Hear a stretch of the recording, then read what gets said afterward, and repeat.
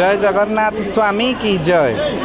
कांकण शिखरी होउची लीलाक्षेत्र महाप्रभुंकर जिते बेले 1731 मसीह तकी खान आक्रमण होइथिला श्रीमंदिर उपरे सेते बेले महाप्रभुंकर निर्देश पाई पंडा पढ़ियारी सेवायत माने महाप्रभु को आनी ए निर्जन टापू जहाँ ना थिला कांकण कुदा से अंचल रे आनी महाप्रभु को रखी कालक्रमे यार ना कांकण शिखरी होइची राधानाथ रायंकर भाषा रे। तेणु आपण देखंतु विश्व विचित्र होउचंदी जेमिति श्री जगन्नाथ तांकर लीला मध्य विचित्र।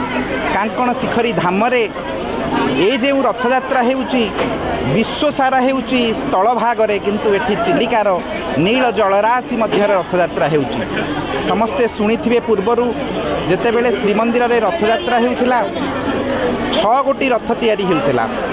3 गोटी रथ सालंदी नदी पर्यंत हेउथिला एवं सालंदी नदी रु आमर गुंडीचा मंदिर पर्यंत आउ 3टी रथ हेउथिला।